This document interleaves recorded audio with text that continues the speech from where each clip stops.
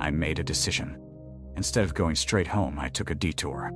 I know this area pretty well, so I turned onto Maple Street, which cuts through a residential neighborhood. Slower roads, more turns. The car followed. It was still maintaining that exact same distance. Now my heart was starting to go. I wasn't panicking, but I was definitely alert. I made another turn, then another. The car stayed with me. At one point, I turned onto a dead-end street, Hickory Court, just to see what would happen. The car turned in too.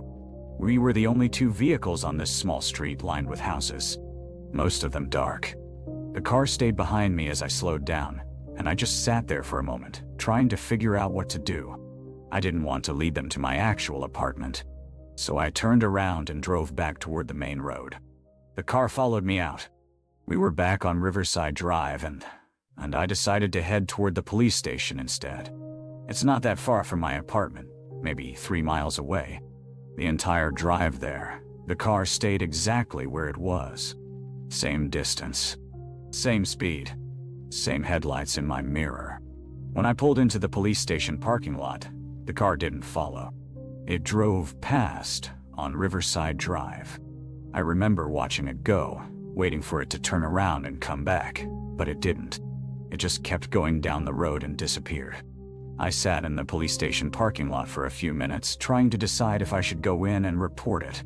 But what would I even say? I'd been followed home, but they hadn't done anything. They hadn't threatened me. They hadn't tried to hit my car or force me off the road. They just followed me.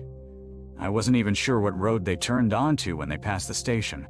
I felt stupid walking in. The officer at the desk was sympathetic, but not particularly helpful.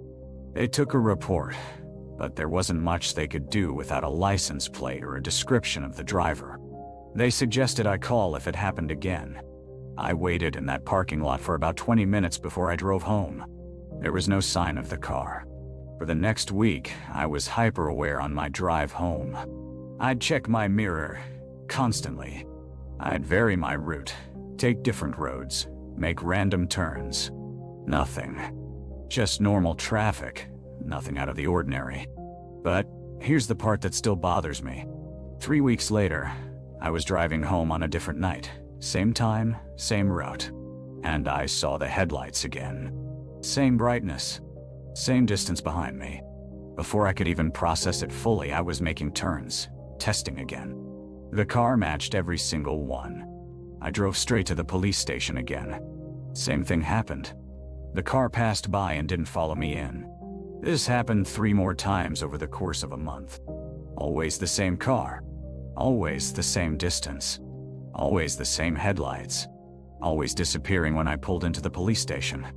I never got a license plate. I never saw the driver. In the daylight, on my days off, I'd drive those roads and look for anything unusual, any cars that seemed out of place, but there was nothing. Eventually, it stopped. I don't remember the exact date, but one day, I realized it had been a few weeks since I'd seen those headlights. Then a month. Then more. I still drive those same roads to this day, and I still check my mirror more than I probably should. I've never experienced anything like it before, or since. I never found out who was following me or why. And I still don't have an answer for why they seem to know exactly how far to stay behind me, how to match my speed perfectly, how to anticipate every single turn.